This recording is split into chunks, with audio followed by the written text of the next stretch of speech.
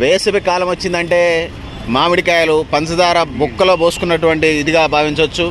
వేసవి కాలంలో మన మామిడి పండ్లకి ప్రపంచవ్యాప్తంగా, దేశవ్యాప్తంగా, జిల్లా కాదు, రాష్ట్రమే కాదు, దేశవ్యాప్తంగా, ప్రపంచవ్యాప్తంగా మన మామిడి పండ్లకి డిమాండ్ ఉన్నది. సో ఖచ్చితంగా మనం బస్ స్టాండ్ల దగ్గర, రైల్వే స్టేషన్ దగ్గర పండ్ల బండ్లే కాకుండా హోల్సేల్గా, రిటైల్గా అనేక రకాలుగా మన పండ్లు దొరుకుతాయి. మామిడి పళ్ళ రాజు బంగినపల్లి. సో అట్లనే అనేక రకాల తోటాపూరి అని, నీలాలని, ఇట్లానే జలాలని, ఇట్లా అనేక రకాలు ఉంటాయి. పచ్చడి మామిడికాయలు ఉంటాయి, తినే మామిడికాయలు ఉంటాయి. మన మామిడికాయలు వరల్డ్ ఫేమస్.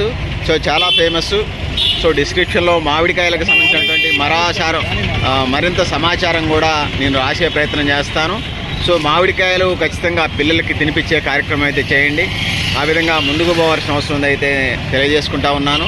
ఖచ్చితంగా మామిడికాయలు పిల్లల్ని తినిపించే, ఎంత అవకాశం ఉంటే అంత తినిపించే కార్యక్రమం చేయండి. ఇది సీజనల్గా వస్తూ ఉంటుంది. పప్పులో మామిడికాయలు అంటే 10 నెలలు, నెలకి, సంవత్సరానికి 12 నెలల్లో 10 నెలలు కాస్తాయి. కానీ ఈ తినే మామిడికాయలు సీజనల్లోనే ఉంటాయి. ముఖ్యంగా వేసవి కాలంలో ఈ 2-3 నెలలే ఉంటాయి. చాలా మంచి ఫుడ్గా భావించవచ్చు. నేను డిస్క్రిప్షన్లో మరింత సమాచారం రాస్తానని, సో అది కూడా తెలుసుకోండి అని తెలియజేసుకుంటూ, సో నేను గరిడేపల్లి సత్యనారాయణ, న్యూ లక్ష్య ఆర్గనైజేషన్. Thank you. ఉండాలి పెద్దలారా, మిత్రులారా.